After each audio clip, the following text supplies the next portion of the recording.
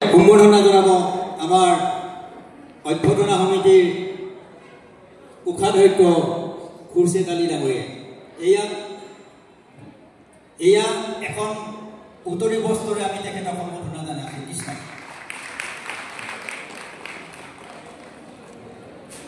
ইয়াৰ পাছতে অসমীয়াৰ স্বাভিমানী গামোচা এভাগি আমি তেখেতক সম্বৰ্ধনা জনাব বিচাৰিছোঁ। গামোচাভাগি অৰ্পণ কৰিব অৰুণজনা বাইদেৱে।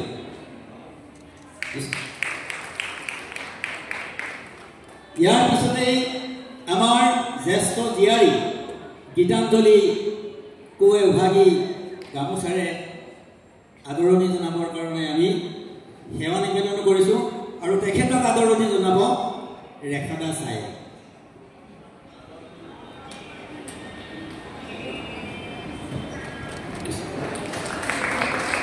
ইয়াৰ পিছতে আমাৰ পুত্ৰ সদৃশ মৃগাংক যাৰ কিবাতে আমি এই আজি অনুষ্ঠানভাগি সুন্দৰকৈ আমি কৰিব পাৰিছোঁ আৰু আমি এখেতৰ লগত যোগাযোগ কৰিছিলোঁ। ফোন চাতে এওঁ কৰিছিলে যে আইতাই মায়ে যিখিনি কাম আধৰুৱা কৰিছিলে আমি নৱপ্ৰজন্মই কৰিবৰ কাৰণে হাতত হাত মিলাই কান্ধত কান্ধ মিলাই আগবাঢ়ি যাম। তাৰ চিনস্বৰূপে আমি আজি এই মঞ্চত সৌভাগ্য বুলি এখেতক লগ পাইছোঁ। এয়া মৃগাংক গগৈকো আমি এখনি ইমান গামোচাৰে আদৰণি জনাব বিচাৰিছোঁ। আদৰণি জনাব বাইদেউ লক্ষী চাই বুলি ক'বলৈ কৈছে। লক্ষী দেই, আগত লক্ষী শব্দটো আছে। কৃষ্ণ।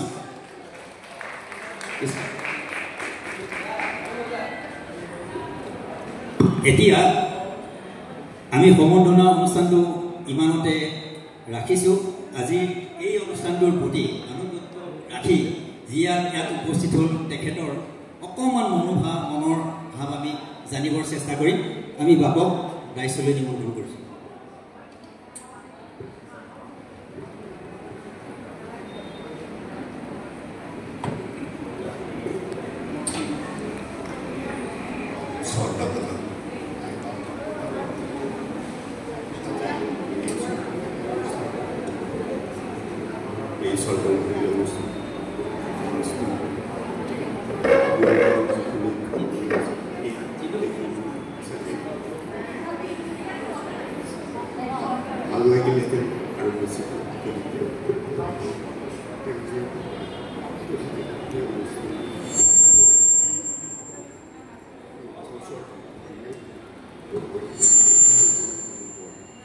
যিয়ে নহওক আপোনালোকৰ এই অনুষ্ঠানে চিৰজীৱনীয় হ'ব।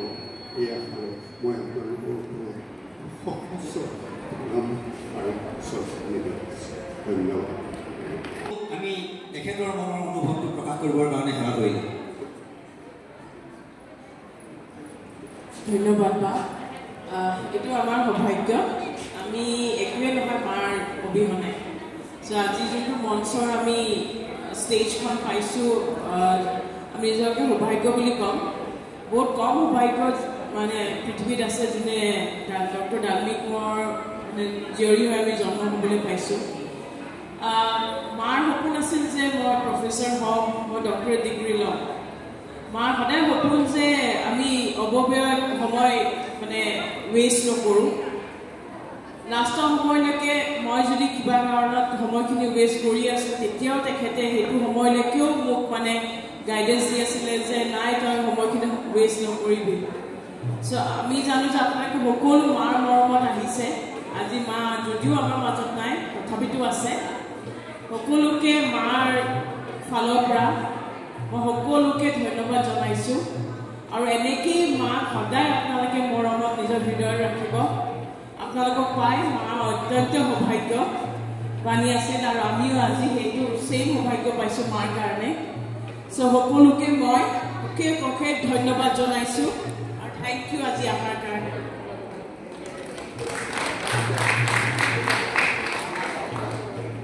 ইয়াৰ পিছতেই বাইদেউৰ কৰ্মৰ যোগেদিয়ে এগৰাকী সুদক্ষ অভিযন্তা আৰু ঈশ্বৰ সেৱামুখী এগৰাকী জোঁৱাই বা বৰপুত্ৰ বাবু, তেখেতৰো আজি মনৰ অনুভাৱটো ব্যক্ত কৰিবৰ কাৰণে আমি সেৱা কৰিলোঁ।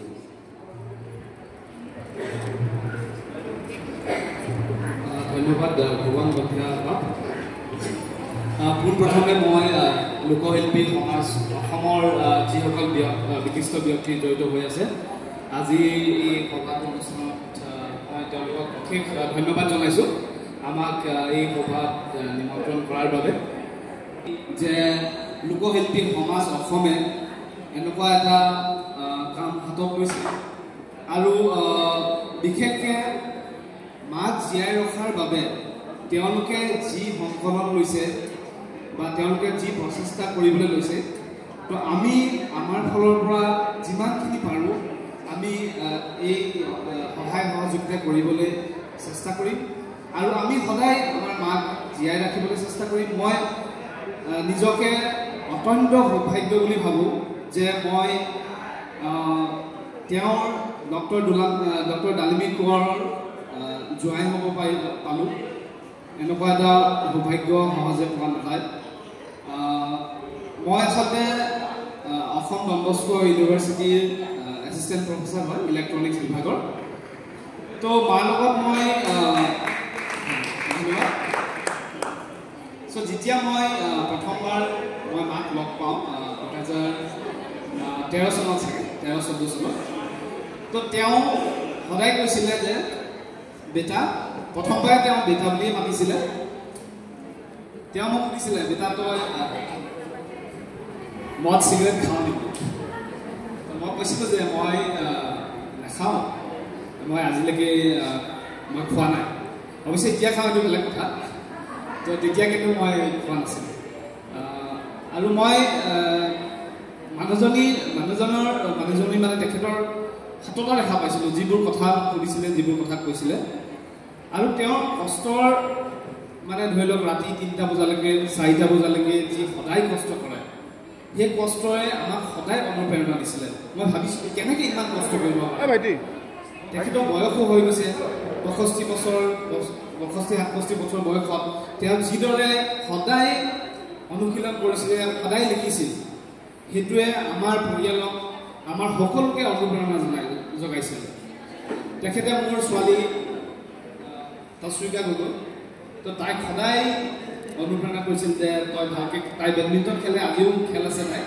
তো তাইক কৈছিল তই সদায় ভালকৈ খেলিব লাগিব অকল খেলিলে নহ'ব প্ৰত্যেকটো শ্বট তই ভালকৈ খেলিব লাগিব তই চিৰিয়াছলি কৰিব লাগিব তো এই অনুপ্ৰেৰণা মানে মায়ে সদায় সেই বস্তুখিনি কৈছিল কেতিয়াও মানে এটা কথাও তেওঁ অদৰকাৰী কথা কোৱা নাছিল তো এইখিনিয়ে আমাৰ এটা ঘৰত যোনটো পৰিৱেশ গঢ়ি তুলিছিল সেই পৰিৱেশটোৱে মই ভাবোঁ আমাৰ ভৱিষ্যতলৈও আমাক আগুৱাই লৈ যাব আমাক মোৰ লগতে মোৰ পৰিয়ালবৰ্গ মোৰ ছোৱালীকো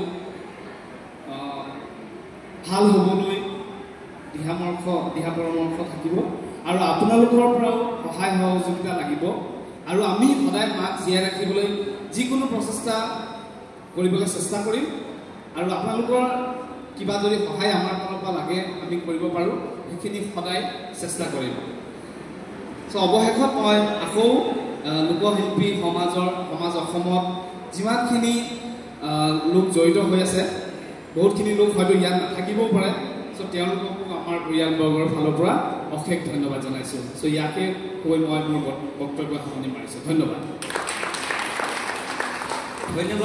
বাইদেউৰ পৰিয়াল পৰিজন আমি সকলোৱে জানো অসমীয়া জাতিটো নীতি আৰু আদৰ্শৰ ওপৰত প্ৰতিষ্ঠিত সেয়েহে আমিও লোকশিল্পী সমাজ অসমে নীতি আদৰ্শৰ প্ৰতি গুৰুত্ব দিয়া হৈছে ভাগৱতত কৈছে হেনদানে শিশু হ'ব এৰিও কৰ্ম ধৰিও কুমাৰকালে ভাগৱত ধৰ্ম সেই নীতি আদৰ্শকে শিৰোগত কৰি আজি এই পবিত্ৰ অনুষ্ঠান ভাগিৰ লগত সংযোগ হৈছেহি আমাৰ কণপানী মইনা এই কণপানী মইনাটো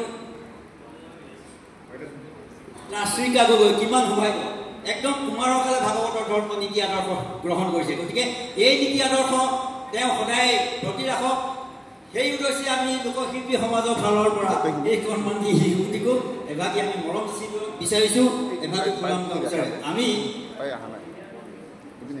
কেন্দ্ৰীয় সমিতিৰ সম্পাদিকা বিনু কলিতা বাইদেউ আমি সেৱা ধৰিছোঁ এই কণমানি শিশুটিক এভাগি মৰম যাচিবৰ কাৰণে কৃষ্ণ হৰি অৰাংশ হাই খাদ্য এই হৈছে নীতি আদৰ্শ এয়া হৈছে নীতি আদৰ্শ আম গছত আমেই লাগিব গতিকে বাইদেউ যিহেতু সংস্কাৰমুখী আছিলে আজি আমাৰ নাতিটো সংস্কাৰমুখী আমি কিমান গৌৰৱ এইবিলাক সপোন পূৰণ কৰিবৰ কাৰণে গঠিত হৈছে লোকশিল্পী সমাজ অসম গতিকে আৰু বেছি বিলম্ব নকৰোঁ যথেষ্ট আমাৰ কাৰ্যসূচী আছে সকলোকে ধন্যবাদ জনাই পৰিয়াল পৰিজনক ধন্যবাদ জনাই আজি এই সম্বৰ্ধনা অনুষ্ঠানটো আৰু শ্ৰদ্ধাঞ্জলি অনুষ্ঠানটো ইমানতে সমাপ্ত মাৰিছোঁ আৰু ইয়াৰ পিছত পৰৱৰ্তী কাৰ্যসূচী আমি চলাই নিবৰ কাৰণে সাংস্কৃতিক সম্পাদিকা ধৰিলোঁ